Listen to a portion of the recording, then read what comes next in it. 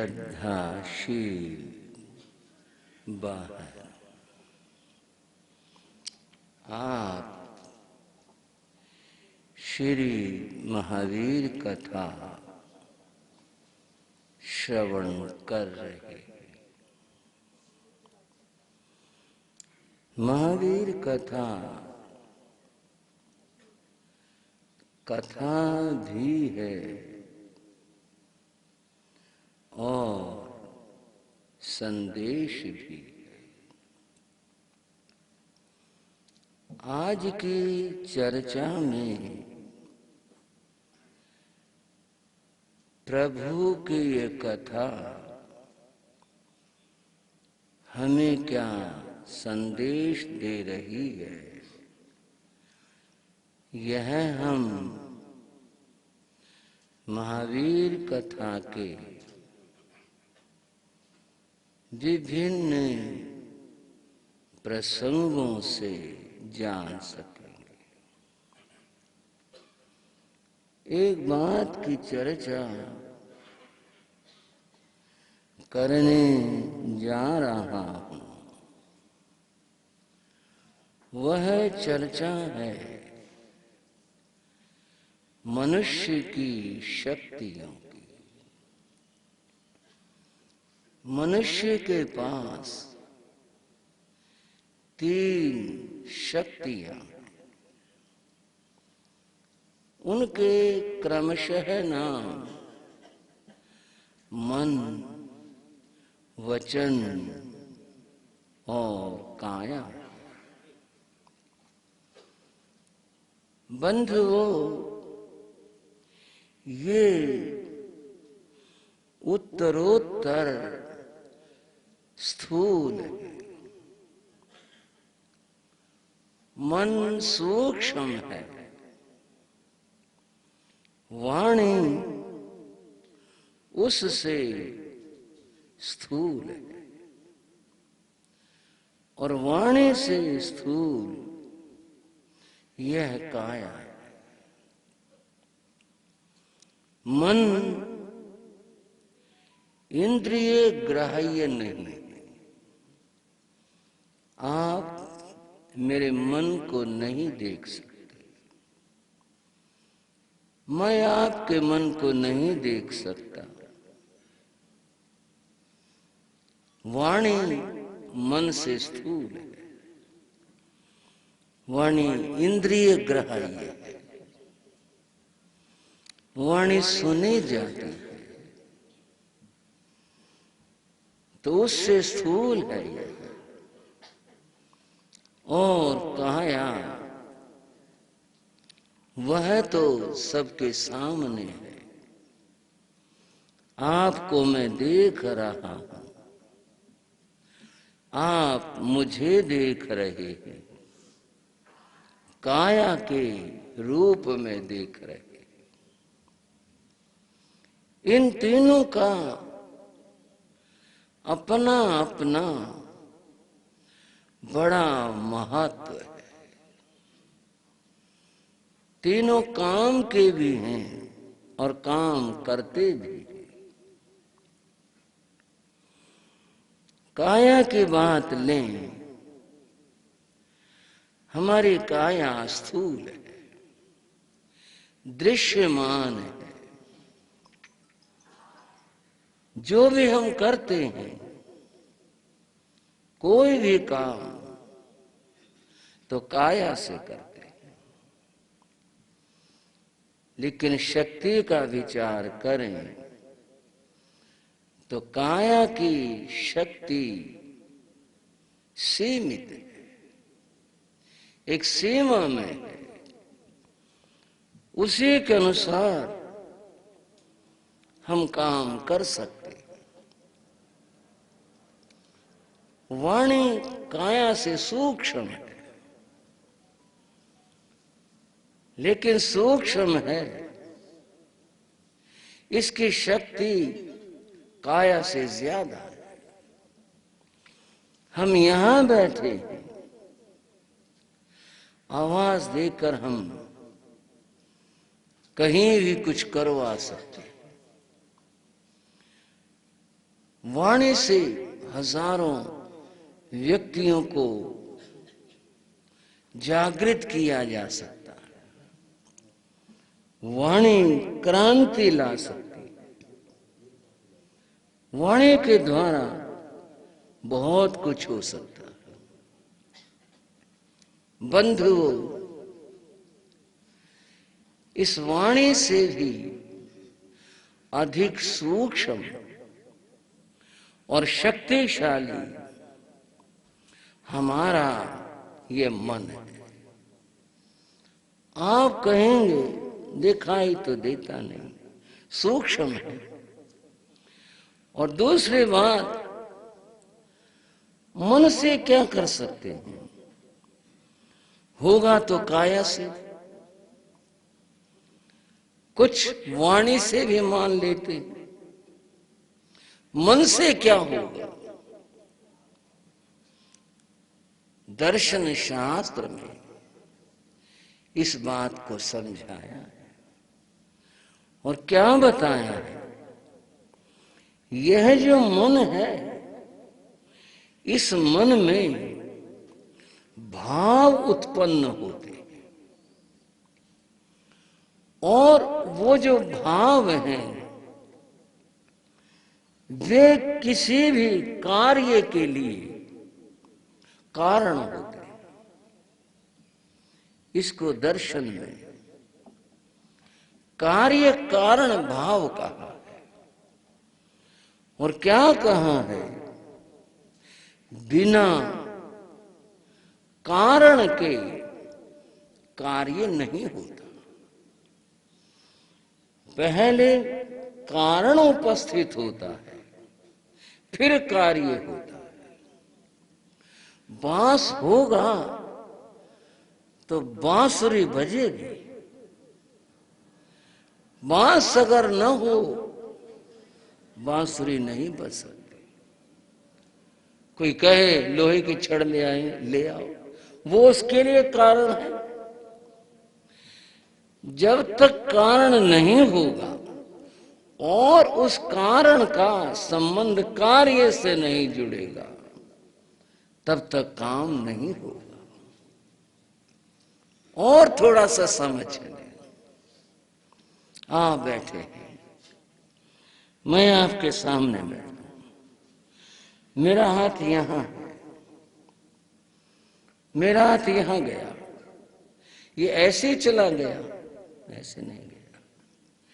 पहले मन में भाव आया, यह भाव आया कि मैं इसे ऊपर ले जाऊं, हाथ ऊपर जाए, ऊपर जाकर जो भी काम मुझे करना है, हाथ से करना है, मैं वह करूं।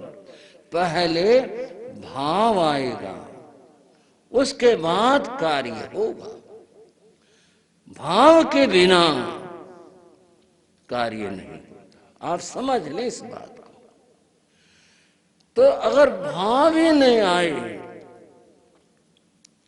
तो कार्य होगा ही नहीं। बैठे रहो, कोई भाव ही नहीं आ रहा मन में, आपके नहीं आ रहा, मेरे में नहीं आ रहा, नहीं आ रहा, कुछ भी हलचल नहीं कर सकेंगे।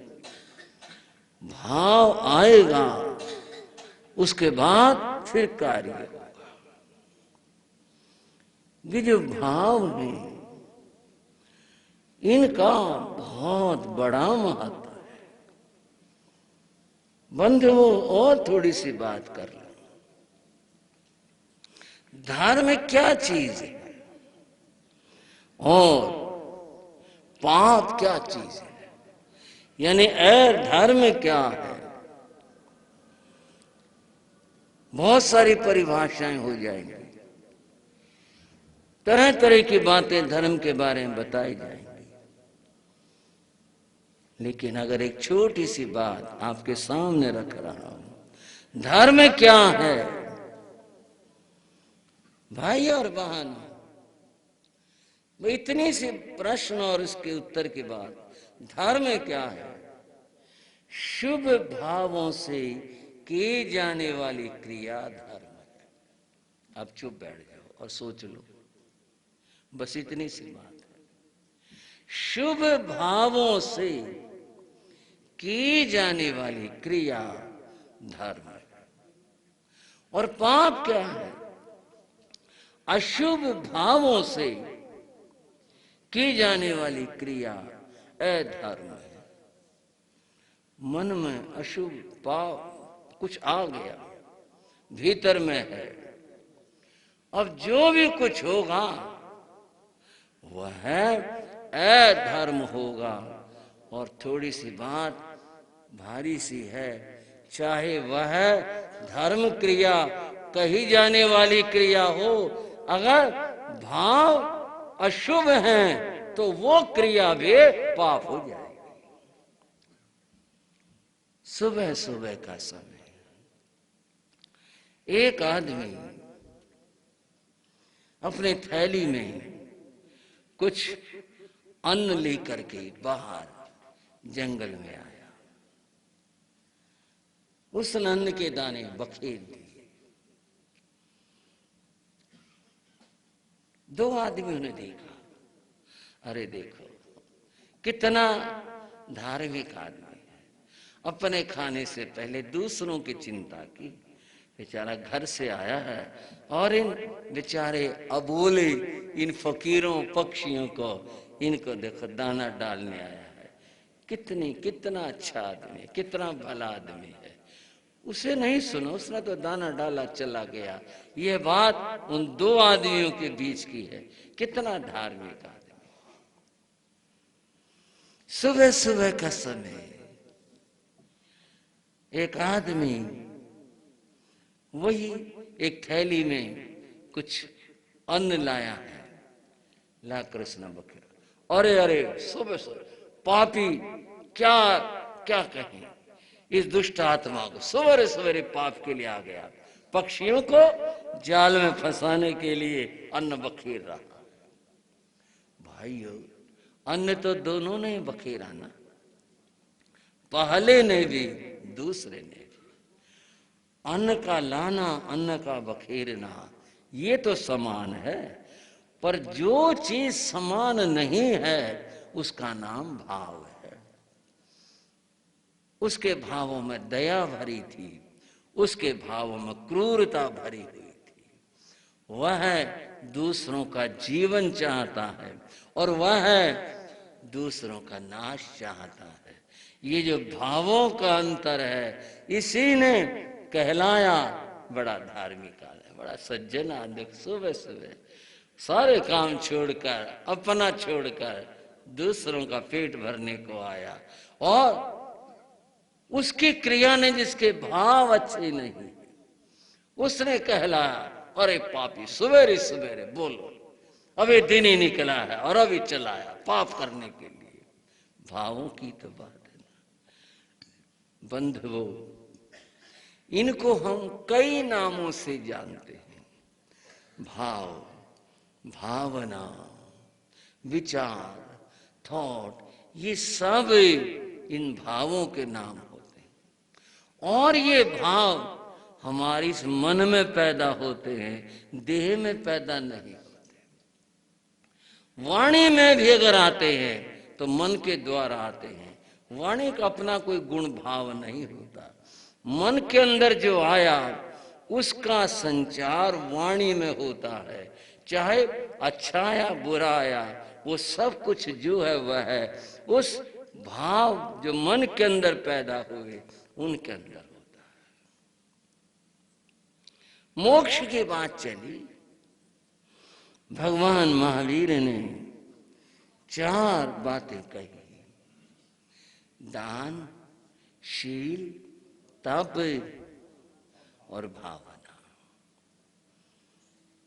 भावना,